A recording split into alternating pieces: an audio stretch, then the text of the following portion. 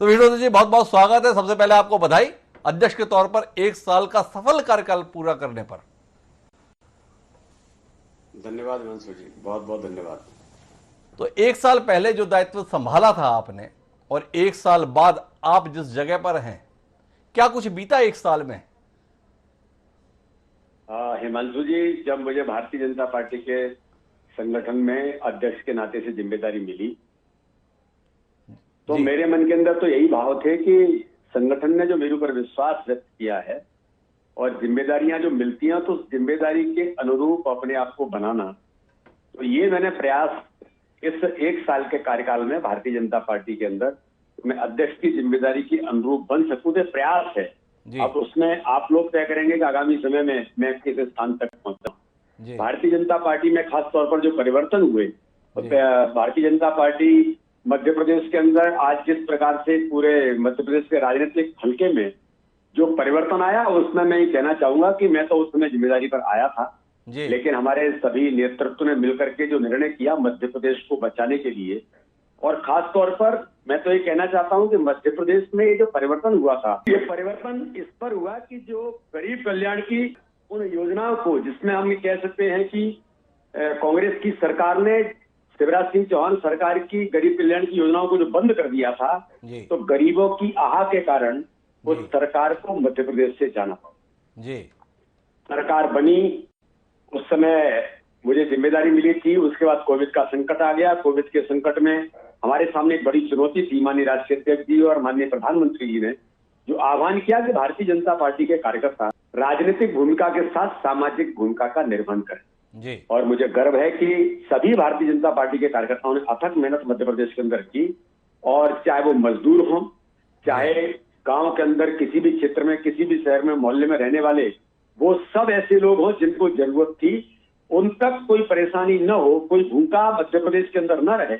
ये प्रयास भाजपा संगठन के कार्यकर्ताओं ने बूथ बूथ पर जो किया, ये वास्तव में अनुकरणीय और एक बड़े चैलेंज का समाधान भारतीय जनता पार्टी के कार्यकर्ताओं ने माननीय प्रधानमंत्री और माननीय राष्ट्रीय अध्यक्ष जी के आह्वान पर किया था, जो हमारे लिए बड़ा अनुकरणीय था। और इस दिशा में लगातार यात्रा जो चलती गई, तो संगठन काम को मजबूती प्रदान करना और आज के समयानुकूल समय के अनुरूप क्या क्या चीजें ऐसी हैं जो नए पैरामीटर में भारतीय जनता पार्टी को सशक्त और सक्षम बनाएंगी, उन पर काम करने का प्रयास ये साल भर के अंदर उस यात्रा में कहीं न कहीं एक सशक्त और आइडियल ऑर्गेनाइजेशन जो पहले से मध्य प्रदेश खड़ा है, उस ऑर्गेनाइजेशन को और ताकत देने का प्रयास हम लोग कैसे कर सकते हैं, इस भूमिका में हम काम करने का प्रयास है। आपने कहा आइडियल ऑर्गेनाइजेशन बनाने का प्रयास। पिछले 1 साल के आपके कार्यकाल को देखते हैं तो कुल मिलाकर दिखता ही है कि आपने पूरी ताकत जो है कांग्रेसियों के भाजपाईकरण में लगा दी। क्या कहेंगे वीडी शर्मा जी इसके संदर्भ में?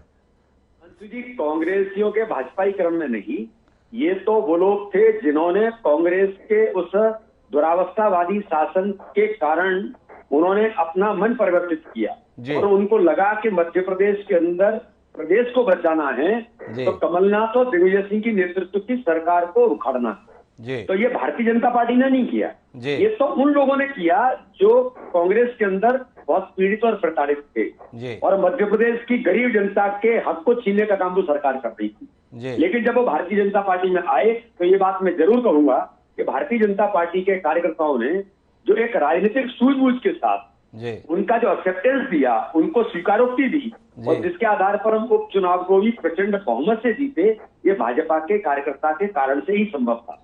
हमारा नेतृत्व और कार्यकर्ता सबने मिलकर के जो एक समन्वय के साथ जिस गति से हम आगे बढ़े, उसके आधार पर उनको आत्मसात करते हुए आज मुझे कहने में गर्व है कि वो सब मित्र भारतीय जनता पार्टी के आज अभिन्न अंग हैं, परिवार के अभिन्न सदस्य हैं, और उस विचार में रच बस करके उनको इतना अच्छा लग रहा है कि हमको लगता है कि हमको तो अभी वर्ग के अंदर लोग कह रहे थे कि हमको तो बहुत पहले भाजपा में आ जाना चाहिए था। तो इस प्रकार के भारतीय जनता पार्टी की नीति, रीति और हमारी पद्धति को जो स्वीकारोक्ति देते हैं और हमारे नेतृत्व पर जिनको श्रद्धा है, विश्वास है, ऐसे लोग भाजपा में आकर के आज अगर भाजपा के अभिन्न अंग बन रहे हैं तो ये हमारे लिए एक बड़ी उपलब्धि। आपकी बड़ी उपलब्धि है, लेकिन इसके साथ में एक संदेह का वातावरण बनता है। वो संदेह का वातावरण इस रूप में बनता है कि जिन्होंने अपनी जिंदगी के 10 साल, 20 साल, 30 साल, 40 साल कांग्रेस पार्टी के अंदर उन संस्कारों में काट दिए हैं, उन्हें अब आपने भाजपा प्रवेश कराया है। कांग्रेसी संस्कारों में दीक्षित लोगों का भाजपा में आना कहीं भाजपा का कांग्रेसीकरण तो नहीं कर देगा? ये कई कर्मठ आपके पुराने नेता इस सवाल को निजी चर्चा में व्यक्त करते रहते हैं।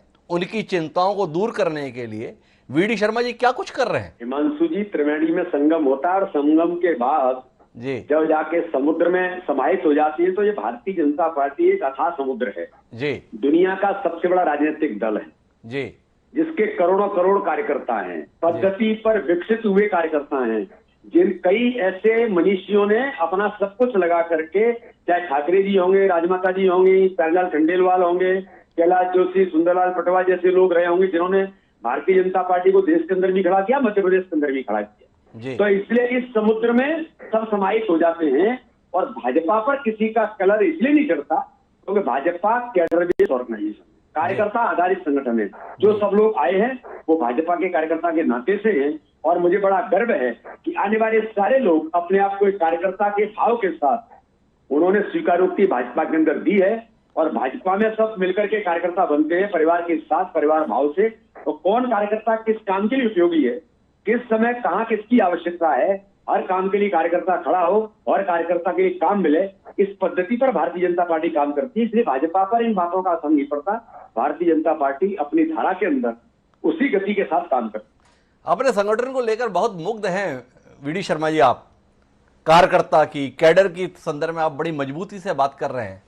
ये विंध्य से और महाकौशल से कार्यकर्ताओं की बड़ी कराह भरी आवाजें हमें सुनाई देती रहती हैं। वीडी शर्मा जी को भी वो आवाजें सुनाई दे रही हैं, तो उनके दुख को, उनके दर्द को, उनकी तकलीफ को वीडी शर्मा जैसा कर्मठ अध्यक्ष किस तरीके से दूर करेगा? मध्य प्रदेश के कोने कोने के कार्यकर्ताओं के साथ भारतीय जनता पार्टी के नेतृत्व का एक सार्थक संवाद भी है जी। उनकी हर परेशानी से लेकर के हर उनकी जन आकांक्षाओं के प्रति भारतीय जनता पार्टी का नेतृत्व चाहे सरकार में हो चाहे संगठन में हो वो सजग है। संपूर्ण मध्य प्रदेश को हम एक मान करके चलते हैं। हम सर्वस्पर्शी और सर्वव्यापी की भूमिका में आकर के काम करते हैं। हर समाज वर्ग के साथ भारतीय जनता पार्टी का नेतृत्व खड़ा है। बघेलखंड भी उसमें है, बुंदेलखंड भी उसमें है, बिंदी भी उसमें है और बिंदी क्षेत्र से लेकर के हर जगह पर सरकार बनी। सरकार में कुछ परिस्थितियां होंगी जिसके कारण से कुछ क्षेत्रों में थोड़ा सा ऐसा लगा होगा, लेकिन जब मैं भारतीय जनता पार्टी के संगठन के हमारा सभी नेतृत्व मिलकर के मैं पदाधिकारियों का हम लोग निर्णय कर रहे थे तो बिंद क्षेत्र के अंदर इतने बेहतर कार्यकर्ता और हर क्षेत्र उस क्षेत्र के लोगों को जो आज नेतृत्व मिला है, बिंद बिल्कुल हर्षित है। चाहे वो रीवा होगा, चाहे शहडोल होगा, उमरिया, अनूपपुर, आपका सीधी, सिंगरौली, सतना, ऐसा कोई क्षेत्र नहीं बचा है। जबलपुर, जहां से भारतीय जनता पार्टी के उस लीडरशिप में हर प्रकार से सक्षमता के आधार पर लोगों को नेतृत्व मिलने का प्रयास भारतीय जनता पार्टी ने किया है और सरकार में भी जहां आवश्यक है वहां सबको नेतृत्व मिला है और जहां जरूरत होगी और मिलेगा। इसलिए भारतीय जनता पार्टी समग्र दृष्टि से देखती है, कभी इस रूप में देखने का प्रयास नहीं करती और हम उस दिशा में आगे बढ़े और जनता का विश्वास भारतीय जनता पार्टी पर है। वीडी शर्मा, आप मूलतः अखिल भारतीय विद्यार्थी परिषद के कर्मठ संगठक रहे हैं, अब भारतीय जनता पार्टी की सियासत कर रहे हैं। उस दौर का जो अनुभव है वो आपके लिए इन जिम्मेदारियों में कितना बाधक बनता है? वहां की जरूरतें, वहां का तेवर, वहां की तलखी, वहां की प्राथमिकता है और सियासत की अपनी जरूरतें। वीडी शर्मा को कितनी सहजता हो रही है इसके साथ सामने बिठाने में और पुराना संगठन कितना याद आता है? हिमांशु जी, पुराने संगठन की जहां तक हम लोग बात करते हैं, आपने तो मुझे देखा है, आप तो मेरे मित्र रहे, हम दोनों कंधे से कंधा मिला करके ग्वालियर में साथ में हमने काम भी किया है। भारतीय जनता पार्टी एक विचार पर काम करती है और संघ विचार के जितने हमारे लोग हैं, चाहे वो विद्यार्थी परिषद होगा या और भी संगठन होंगे, हम सब एक ध्येय और एक उद्देश्य को लेकर के काम करते हैं, उसमें भारतीय जनता पार्टी भी है। तो इसलिए एक समान उद्देश्य के लिए काम करने वाले कार्यकर्ता जब किसी भी जिम्मेदारी पर हो, कहीं पर भी हो, चाहे वो मुख्यमंत्री हो, चाहे वो अध्यक्ष हो या और भी कोई जिम्मेदारी पर हो, लक्ष्य हमारा एक है, उद्देश्य हमारा एक है, इसलिए कठिनाइयां नहीं आती, इसलिए कोई परेशानी ऑब्स्टेकल खड़े नहीं होते, क्योंकि हम विचार के लिए काम करते हैं। जहां तक मनुष्यों के संगठन होने के नाते से जो आवश्यकता है, तो भाजपा एक कार्य पद्धति होने के कारण उसमें हम उस पद्धति पर चलते हैं, इसलिए भी समस्या खड़ी नहीं होती, क्योंकि लोग जानते हैं कि भारतीय जनता पार्टी में सबका साथ, सबका विकास, और माननीय मोदी जी ने कह दिया कि सबका विश्वास जीतना है। तो हर समाज वर्ग का विश्वास जीतते हुए भारतीय जनता पार्टी की यात्रा आगे बढ़ रही है। इसलिए कठिनाइयां कभी नहीं आती। मेरे संगठन में जब मैं विद्यार्थी परिषद में काम करता था, वहां से मैंने सीखा है, और मैं कहता हूँ कि मेरे जीवन के अंदर अगर मुझे कुछ मिला है तो मुझे विद्यार्थी परिषद के नेतृत्व ने जो आज दिया और जो सीखने का अवसर दिया, व्यक्तित्व का विकास जो वहां पर होता है, उसके आधार पर आज भारतीय जनता पार्टी में भी अपने उसी पद्धति पर आज का हमारा जो नेतृत्व है, हमारे जो वरिष्ठ हैं, उनका स्नेह और आशीर्वाद मेरी पीठ पर हाथ रख करके आगे बढ़ाने का काम हमारा मध्य प्रदेश का और देश का नेतृत्व कर रहा है। तो एक वीडी शर्मा एक छोटा और सामान्य कार्यकर्ता होने के नाते से उन सबके आशीर्वाद से आगे बढ़ने का प्रयास हम कर रहे हैं, और मैं ये प्रयास कर रहा हूं कि उस पद के अनुरूप जो मैं प्रदेश का अध्यक्ष बनाऊं, तो अध्यक्ष की भूमिका में मैं काम करते हुए कैसे बनूं, सभी अपने जो वरिष्ठ हैं उनके आशीर्वाद से उस लक्ष्य को प्राप्त करने का मैं प्रयास। वीडी शर्मा जी, आपने अपने राष्ट्रीय नेतृत्व की बार बार बात की, आपसे एक सवाल करने का मन हो रहा है। जानने में दिलचस्पी है कि राष्ट्रीय नेतृत्व से प्रतिद्वंदिता कर रहे हैं वीडी शर्मा या अनुसरण कर रहे हैं? आपकी पार्टी के राष्ट्रीय अध्यक्ष हैं जगत प्रकाश नड्डा जी भी, वो भी एबीवीपी से ही आए हुए हैं। 1.25 साल हो गया, वह भी अपनी राष्ट्रीय कार्य समिति 1.25 साल में बना नहीं पाए। विष्णुदत्त शर्मा जी भी हैं, साल भर का कार्यकाल हो गया, सफल कार्यकाल है, विपक्ष से पार्टी सत्ता में भी आ गई है, पर राष्ट्रीय कार्य समिति की तरह प्रदेश की कार्य समिति के लिए भी हम लोग अभी तक इंतजार ही कर रहे हैं, किसी दिन सूची आएगी। क्या है ये, अनुसरण है या प्रतिद्वंदिता है? केंद्रीय नेतृत्व का तो अनुसरण ही हम लोग करते हैं जी। केंद्रीय नेतृत्व हमको मार्ग दिखाता है, उसके आधार पर हम लोग काम करते हैं। प्रदेश का नेतृत्व हमारा सब मिलकर के सामूहिक नेतृत्व पर हम आगे बढ़ते हैं, क्योंकि भारतीय जनता पार्टी सामूहिकता के आधार पर चलती है। जी। मैं ऐसा मानता हूं कि ये जो कोविड के महामारी के संकट के कारण हमारी प्राथमिक जिम्मेदारी ये थी कि कोविड के संकट से सरकार और संगठन दोनों मिलकर के लड़े, और मुझे गर्व है कि भारतीय जनता पार्टी के कार्यकर्ताओं ने मध्य प्रदेश के अंदर कोविड के महामारी के संकट में एक सफल राजनीतिक कार्यकर्ता होने के नाते से सफल सामाजिक भूमिका जो निभाई है, ये बहुत महत्वपूर्ण था। जो माननीय प्रधानमंत्री और माननीय नड्डा जी ने, हमारे राष्ट्रीय अध्यक्ष, उन्होंने आह्वान किया, इसलिए थोड़ा इस दिशा में कार्य समिति से लेकर के उसके जो डिक्लेरेशन था उसमें थोड़ा देरी जरूर हुई है, मैं मानता हूँ आपकी बात को, लेकिन जल्दी ही आपको जैसे पदाधिकारी मिले वैसे ही कार्य समिति और बाकी चीजें फुलफिल हो। बड़ा ही आपने रोचक शब्द इस्तेमाल किया है, जल्द ही। ये जल्दी के मायने क्या हैं? इसे हम सप्ताह के तौर पर देखें, महीने के तौर पर देखें या साल के तौर पर देखें? नहीं, कुछ दिनों के तौर पर देख सकते हैं। कुछ दिनों के तौर पर देख सकते हैं। ये वीडी शर्मा जी अपना 1 साल का कार्यकाल पूरा होने के बाद इस बात को कह रहे हैं। एक और सवाल आपसे वीडी शर्मा जी करने का मन है। भारतीय जनता पार्टी बार बार ये बात कहती है, मतलब उसके बड़े नेता हमेशा ये बात कहते हैं कि हम कार्यकर्ता हमारे लिए सर्वोपरि है, कार्यकर्ताओं का बड़ा महत्व है। पर कार्यकर्ताओं का महत्व किस बात के लिए? केवल मांगने के लिए? ये सवाल विपक्ष उठाता है। उनका कहना है पहले वोट मांगते हैं, वो सभी दल मांगते हैं, फिर कोविड आ गया तो आप पर्ची कटवाने के लिए अपने कार्यकर्ताओं को काम पर लगा दिए सहयोग के नाम पर, फिर आजीवन सहयोग निधि के नाम पर पर्ची कटवाने का, अभी राम मंदिर के नाम पर बेचारा कार्यकर्ता मांगता गली गली में जाता है और आपके प्रतिद्वंदी वो सवाल उठाते रहते हैं कि ये चंदे का हिसाब नहीं देते हैं। क्या कहेंगे वीडी शर्मा जी इस परिस्थिति के संदर्भ में? देखिए, प्रतिद्वंदियों की हालत इस देश के अंदर ऐसी है कि उनको अब कुछ सूझ नहीं रहा है जी। पहले वो राम मंदिर का विरोध करते थे जी, कहते थे कि राम मंदिर का अस्तित्व नहीं है, राम सेतु का अस्तित्व नहीं है। उनके नेता कोर्ट में खड़े होकर के राम मंदिर के निर्माण का विरोध करते थे, लेकिन देश के जनमानस और जनभावनाएं जब खड़ी हो गई और जब राम मंदिर का सफल सुप्रीम सम्मानित सर्वोच्च न्यायालय के निर्णय के आधार पर राम मंदिर जब बनने लगा, श्रद्धेय प्रधानमंत्री नरेंद्र मोदी जी के नेतृत्व में शिलान्यास हो गया, तो वही कांग्रेस सब अपने आप को परिवर्तित करके इस दिशा में बढ़ने लगी। ये अपॉर्चुनिस्ट हैं जी। इसलिए आज वो राम मंदिर के निर्माण के लिए हम कोई चंदा नहीं कर रहे हैं जी, और कोई भारतीय जनता पार्टी या संघ नहीं कर रहे हैं। देश का जनमानस अपना समर्पण कर रहा है कि मेरी भावनाएं, आस्था का जो केंद्र है, अरबों अरबों दुनिया के अंदर उन लोगों का, तो उस श्रद्धा के केंद्र को बनाने के लिए हर गांव का, हर घर का उसमें समर्पण हो। उसमें हर समाज के लोग हैं, हर धर्म के लोग हैं, मुस्लिम समुदाय के लोग भी राम मंदिर के लिए समर्पण कर रहे हैं, तो उनके लिए चंदा हो सकता है। ये हमारे लिए चंदा नहीं, हमारे लिए समर्पण है, सहयोग है, क्योंकि वो जिंदगी भर चंदा ही करते रहे। कांग्रेस का चरित्र रहा है वो बटोरना, चंदा करना, यही उनका काम रहा। लेकिन भारतीय जनता पार्टी इस दिशा में कभी नहीं करती। हम समर्पण के भाव के आधार पर बढ़ रहे हैं। अगर हम कहते हैं कि मैं भारतीय जनता पार्टी को, हम सब लोग मिलकर के, तो सवाल ठाकरे जी ने एक पद्धति बनाई जी। कि हम अपनी भाजपा को आत्मनिर्भर बना करके कार्यकर्ताओं के बल पर चलाएंगे, तो गलत क्या है? हम चला रहे हैं। जी। आज हम समर्पण निधि करते हुए पंडित दीनदयाल उपाध्याय जी की पुण्यतिथि के अवसर पर कार्यकर्ता अगर अपना समर्पण कर रहा है तो भैया कांग्रेस के लोगों, आप भी कुछ करो। जी। आप तो लूट खसोट भ्रष्टाचार के आधार पर संगठन चलाना चाहते हो, इसलिए तो देश के अंदर आप खत्म हो गए, देश के अंदर आज डूब गए। और मैं पूछना चाहता हूं कांग्रेस के नेतृत्व से, जो आपने प्रश्न खड़ा किया है कि आप चंदा चीन से लेने के लिए चले गए थे, जी। तो आपने चीन से चंदा क्यों लिया? तो चंदा की प्रवृत्ति कांग्रेस के मित्रों की रही है और इसलिए कांग्रेस आज अस्तित्व की लड़ाई लड़ रही है। और भारतीय जनता पार्टी दुनिया का सबसे बड़ा दल बन करके आज समाज में सामाजिक भूमिका निभाने का भी काम देश के अंदर कर रहा है। उनके नेतृत्व तो ऐसे हैं कि लोकसभा के अंदर बजट पर बात करने के लिए राहुल गांधी खड़े होते हैं, लेकिन वो जाकर के फैमिली प्लानिंग की बात करने लग जाते हैं, बजट के पे सब नहीं बोल पाते।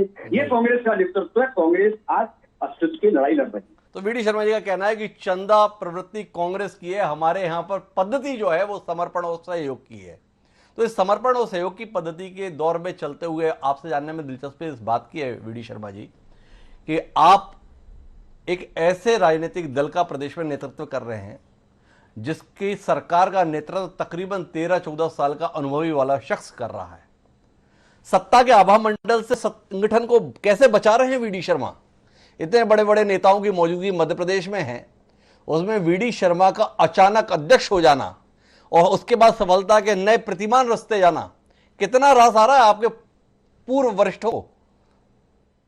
हिमांशु जी, मध्य प्रदेश के अंदर हमारा जो वरिष्ठ नेतृत्व है, मध्य प्रदेश के हमारे यशस्वी मुख्यमंत्री जी से लेकर के हमारे केंद्रीय मंत्री आदरणीय नरेंद्र सिंह जी, कैलाश जी, नरोत्तम जी, गोपाल भार्गव जी, उमा जी, ऐसे पता नहीं कितने लोग हैं। मध्य प्रदेश की ये एक बड़ी ताकत है जी। और मैं तो इसको बहुत पॉजिटिव वे में लेता हूं कि उन सबका स्नेह और आशीर्वाद मुझे मिला है। और आज भी मैं कहता हूं कि मेरी पीठ पर हाथ रख करके मुझे आगे बढ़ाने का काम और कहीं अगर कुछ आता है तो उसको करेक्ट करने का काम हमारा ये जो वरिष्ठ नेतृत्व वो करता है।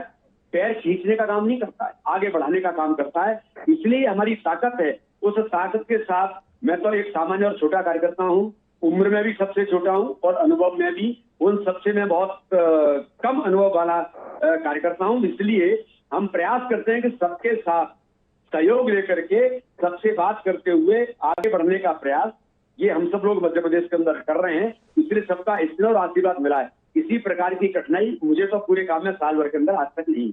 पर ये कमाल आपने किया कैसा? आप खुद ही बोल रहे हैं कि पैर खींचने का काम नहीं होता है, पर हमने तो पैर खींचते ही लोगों को देखा है।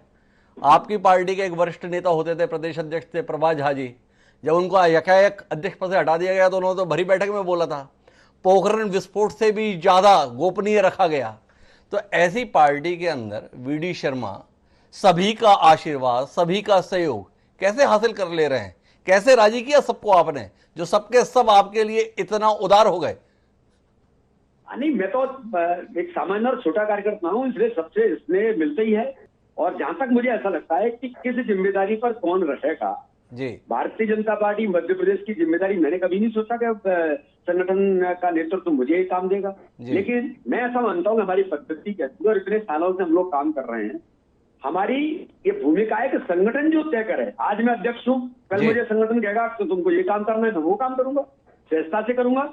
लेकिन ये कर दिया वो कर दिया, ये मुझे लगता है कि किंतु परंतु संगठन में जब जिम्मेदारियां मिलती हैं तो हम जैसे कार्यकर्ताओं को ये सब कहने की ना आवश्यकता है और न होती है।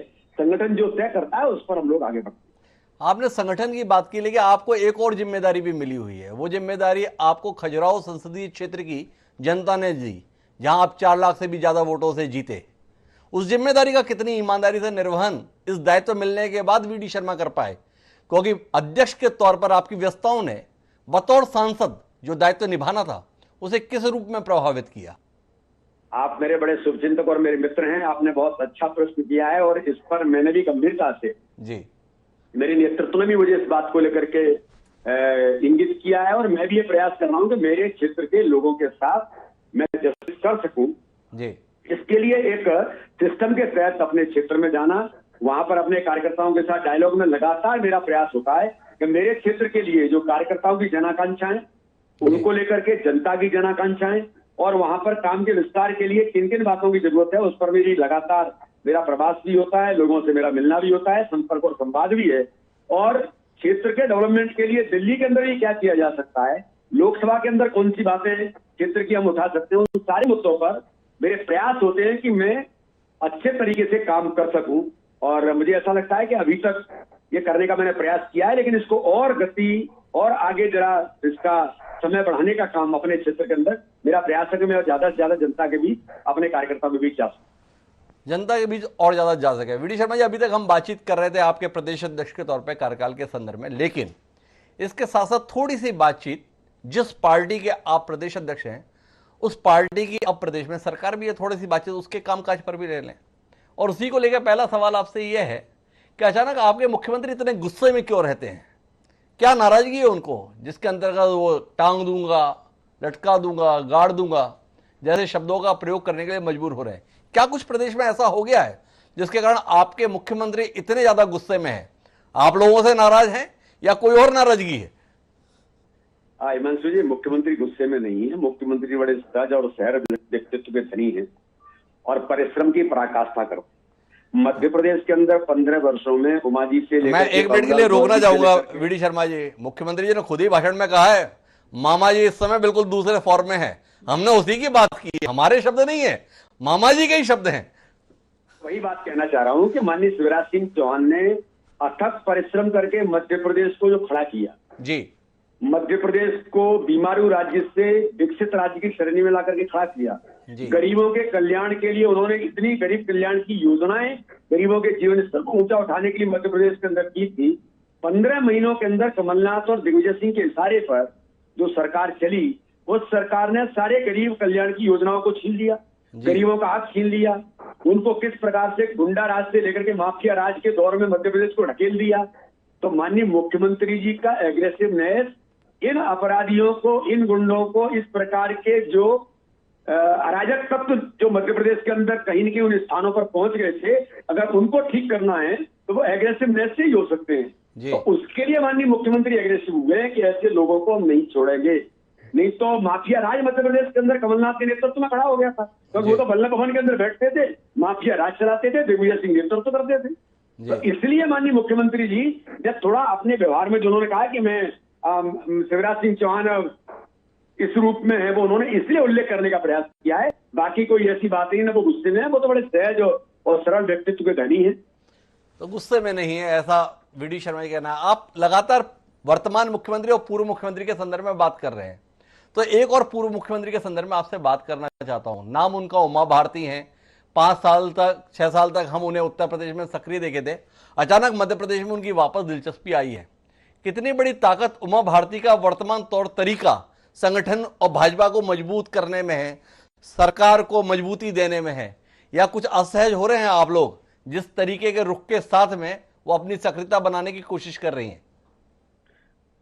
श्रद्धेय उमा जी मध्य प्रदेश भारतीय जनता पार्टी की नहीं, देश की बड़ी नेता हैं। उन्होंने पूरे देश के अंदर भारतीय जनता पार्टी में बेहतर काम किया है, केंद्रीय मंत्री रही हैं, और एक उनका जो व्यक्तित्व है वो एक अलग प्रकार का व्यक्तित्व है जी। गंगा पर जिस प्रकार से उन्होंने काम किया है, पर्यावरण पर उन्होंने जिस प्रकार से काम किया है, इसलिए उमा जी हम सब के लिए बड़ी महत्वपूर्ण और एक सरल और सहज व्यक्तित्व की वो भी धनी है। मैं ऐसा मानता हूं कि उन्होंने मध्य प्रदेश के अंदर हम सबको ताकत दी है। आज मुझे तो उनका बड़ा स्नेह और आशीर्वाद हमेशा से मिलता रहा है। उन्होंने मध्य प्रदेश के अंदर जिन बातों का उल्लेख किया, जैसे शराबबंदी की बात उन्होंने कही, उन्होंने पत्र लेकर के माननीय मुख्यमंत्री को इंगित किया कि मैं एक सामाजिक आंदोलन इसको लेकर के चलाना चाहता हूं। आज समाज में इस प्रकार की बुराइयों को समाप्त करने के लिए कोई नेतृत्व, जैसे माननीय मुख्यमंत्री जी हम लोग जब नर्मदा यात्रा निकाल रहे थे, नर्मदा सेवा यात्रा कर रहे थे, तब 1-1 किलोमीटर तक शराब की दुकानें बंद कर दी थी माननीय मुख्यमंत्री, इन्हीं मुख्यमंत्री ने की थी। क्यों? इस प्रकार का अवेयरनेस समाज में हम लाना चाहते हैं। अभी माननीय मुख्यमंत्री ने कहा है कि इस प्रकार की बुराई को सामाजिक उसके साथ दूर किया जा सकता है, कानून बना करके नहीं किया जा सकता। श्रद्धेय उमा जी भी यही काम कर रही है। तो इसलिए इस दिशा में सामाजिक आंदोलन खड़ा करना ये कोई इसके लिए नहीं है कि सरकार के कोई खिलाफ है, ये तो सरकार को और ताकत देने वाली बातें हैं कि इस प्रकार के सामाजिक आंदोलन के साथ इस प्रकार की बुराइयों के खिलाफ समाज जागृत हो, समाज खड़ा हो। तो उसके लिए माननीय उमा जी काम कर रही है और मध्य प्रदेश की सरकार ने भी ये कहा। तो क्या आपकी इस भावनाओं की अभिव्यक्ति को हम समझें कि 8 मार्च को जो आयोजन होगा उसके अंदर का वीडी शर्मा, शिवराज सिंह वगैरह सब शामिल होंगे, इस आयोजन में सहभागी बनेंगे और इस कार्यक्रम को आगे बढ़ाएंगे? सामाजिक आंदोलन में सभी लोग शामिल होते हैं। मैं मुरैना के एक संत का उदाहरण देना चाहता हूँ आपको, गुर्जर समाज का। जी। उन संत को मैं धन्यवाद देना चाहता हूँ जिस समाज के अंदर शराब की प्रवृत्ति बढ़ रही थी, उन नौजवानों के बीच में उन सामाजिक संत ने, जो गुर्जर समाज के हैं, मुरैना जैसे क्षेत्र में उन्होंने गुर्जर समाज के अंदर इस प्रवृत्ति को समाप्त करने का प्रयास बड़े पैमाने पर किया है। जी। तो ऐसे लोगों को लोग अप्रिशिएट करते हैं जी। तो इसलिए इस प्रकार के सामाजिक कोई भी बुराई है, उस बुराई को करने के लिए सामाजिक आंदोलन, सामाजिक इस प्रकार के अवेयरनेस के अभियान चलते हैं, तो बहुत अच्छी बात। तो कुल मिलाकर उमा जी के अभियान का स्वागत कर रहे हैं वीडी शर्मा जी। वीडी शर्मा जी, अब आखिरी दौर की बातचीत में पहुंचते हैं। एक विषय जो प्रदेश के लिए शायद इतना महत्वपूर्ण ना हो, पर देश के सम्मुख यक्ष प्रश्न बना हुआ है पिछले 2-2.5 महीने से, किसान आंदोलन के संदर्भ में। क्या वीडी शर्मा, भारतीय जनता पार्टी के प्रदेश अध्यक्ष, इस विषय पर कोई नजरिया साझा करना चाहेंगे हमारे साथ? नजरिया बहुत साफ है कि देश के अंदर, मैं ये हिमांशु जी आपके माध्यम से कहना चाहता हूं, देश की आजादी के बाद किसानों के लिए किसने काम किया जी? और जो किसान आंदोलन की बात करने का जो लोग प्रयास कर रहे हैं, सबसे पहले तो किसान आंदोलन पर प्रश्न इसलिए खड़ा होता है, मैं ये नहीं कहता हूं किसान आंदोलन नहीं कर रहे जी, एक किसानों का कुछ एक वर्ग है जो इस दिशा में आंदोलन कर रहा होगा, लेकिन कानून देश के किसानों के हित के लिए है, किसानों के कल्याण के लिए है, किसानों की आय दोगुनी करने के लिए एक आंदोलन माइलस्टोन बनेंगे। आजादी के बाद आज तक इस पर कभी किसी ने विचार नहीं किया। जिस बात की माननीय नरेंद्र सिंह जी तोमर ने, हमारे नेतृत्व ने, सबने बहुत साफ कहा कि किसान आंदोलन में बैठे हुए लोग किन बातों का परिवर्तन चाहते हैं। तो भी राहुल गांधी जैसा हो रहा है कि राहुल गांधी कहते हैं संसद के अंदर बजट पर और बोलते हैं फैमिली प्लानिंग पर। किसान आंदोलन में कोई भी ये नहीं कहना चाहता कि ये परिवर्तन चाहते, किसान कानून खत्म कर दो। लेकिन आज मैं कहना चाहता हूं कि मैं तो किसान का बेटा हूं, हमने उन दृश्यों को देखा है कि किसान अपनी फसल पर क्या अधिकार है उसका, जो सख्त मेहनत करता है, पसीना निकालता है, उसके बाद बेचने जाता है तो दूसरे लोग 1-2-3 करके उसकी कीमत तय कर देते हैं। लेकिन आज अगर तय कर दिया किसान अपनी फसल किसी मंडी में बेचे, उसको अधिकार है, आजादी है, उसको जहां ज्यादा कीमत मिले वहां बेचे, अगर घर में कोई खरीदने आता है तो घर में बेचे। तो ये कानून अगर बना है तो किसान को आजादी, उसको अधिकार देने का काम, अपनी फसल की कीमत तय करने का काम तो माननीय प्रधानमंत्री ने इस कानून में किया है। लेकिन वामपंथी और तथाकथित देश विरोधी ताकतें देश को कहीं न कहीं जिस प्रकार से भ्रमित करना चाहती है, अराजक तत्व देश के अंदर अराजकता फैलाना चाहते हैं। आप मुझे बताइए हिमांशु जी, ये कौन से वो जो जिन्होंने ट्वीट किया था, क्या कहते हैं, हाँ ये है आपके योगेंद्र यादव है, वो शाहीन बाग में भी होते हैं, वो जेएनयू के आंदोलन में भी होते हैं, किसान आंदोलन में ठेला लेकर खड़े हो जाते हैं। ये देश के अंदर इस प्रकार की ताकतें, इस प्रकार के लोग जो भारत माता के टुकड़े करने वाले जो लोग हैं, यही सब जगह दिखते हैं आपको। इसलिए इन लोगों के द्वारा चलाया हुआ आंदोलन देश के हित में नहीं है, जिन्होंने तिरंगे का अपमान जाकर के कहां किया, लाल किले पर किया, जो सम्मान का केंद्र है। तो ऐसे जो लोग हैं, आप मुझे बताइए कि 6-6 करोड़ रुपए देकर के ट्वीट करा रहे हैं ऐसे लोगों से। तो ये इस प्रकार की घटनाएं देश के अंदर करने वाले लोग हैं। किसान आंदोलन के साथ खालिस्तान का क्या संबंध है, खालिस्तान का क्या लेना देना है इससे? तो ये जो ताकतें, देश विरोधी ताकतें देश को तोड़ने के लिए खड़ी है, ये किसान आंदोलन चलाएंगी तो देश के अंदर जो वातावरण बना है। एक अच्छी बात यह है, इस आंदोलन के कारण ऐसे लोग जनता में बिल्कुल एक्सपोज हो गए हैं। माननीय प्रधानमंत्री देश के लिए काम करते हैं, वो देश के लिए 24 घंटे सोचते हैं और किसानों के लिए कानून बना करके देश के किसानों के हित में माननीय प्रधानमंत्री खड़े। और मध्य प्रदेश के अंदर तो आपने देखा होगा कि मध्य प्रदेश का एक किसान कानून के साथ माननीय प्रधानमंत्री जी के साथ खड़ा है, और हमने इस दिशा में मध्य प्रदेश के अंदर व्यापक तौर पर किसानों का जन समर्थन यहाँ पर मिला है। मध्य प्रदेश में तो किसानों का व्यापक जन समर्थन सरकार को मिल रहा है, यह दावा वीडी शर्मा जी का है। वीडी, ये आखिरी चरण में बातचीत है। आप प्रदेश अध्यक्ष के तौर पर 1 साल का कार्यकाल पूरा कर रहे हैं, अपने विषय में बता रहे हैं, पर विपक्ष के संदर्भ में भी आपको ध्यान रखना होता है। विपक्ष में भी एक नेता हैं जो पूर्व मुख्यमंत्री थे, वह भी अपना अध्यक्ष के तौर पर कार्यकाल हर साल पूरा कर रहे हैं। उनके कार्यकाल पर कोई टिप्पणी करना चाहेंगे वीडी शर्मा जी? प्रतिद्वंदी क्या कर रहे हैं और उनके मुकाबले आप क्या कर पाए हैं? देखिए, प्रतिद्वंदी क्या कर रहे हैं ये तो उनको सोचना पड़ेगा, लेकिन मध्य प्रदेश के अंदर प्रतिद्वंदियों ने केवल मध्य प्रदेश को गुमराह करके जनता को धोखा देने का काम किया। जी मध्य प्रदेश के गरीबों के उस हक को छीनने का काम प्रद्युम्न ने किया जी और वो किसी प्रकार से, आज हम तो चाहते हैं कि प्रतिपक्ष सशक्त हो। जी अभी कोई मुझे मीडिया के मित्र कह रहे थे कि आपकी नकल पर कांग्रेस भी प्रशिक्षण देना चाहती है। मैंने कहा बिल्कुल देना चाहिए। जी अगर उनके विधायक प्रशिक्षित होकर के प्रदेश के इतने लोग विधानसभा के अंदर बोलते हैं जी या अपने आचरण व्यवहार में समाज के लिए अच्छा कुछ करने का प्रयास करते हैं तो अच्छी बात। जी लोकतंत्र में प्रतिपक्ष सशक्त होना भी चाहिए, लेकिन इनके यहाँ कोई प्रतिपक्ष को लेने की जरूरत नहीं है। वो तो भ्रष्टाचार कैसे हो सकता है, अपने घर को हम कैसे भर सकते हैं, मेरा बेटा कल कैसे आ जाए, इस काम में प्रतिपक्ष के दोनों मुख्यमंत्री लगे हैं।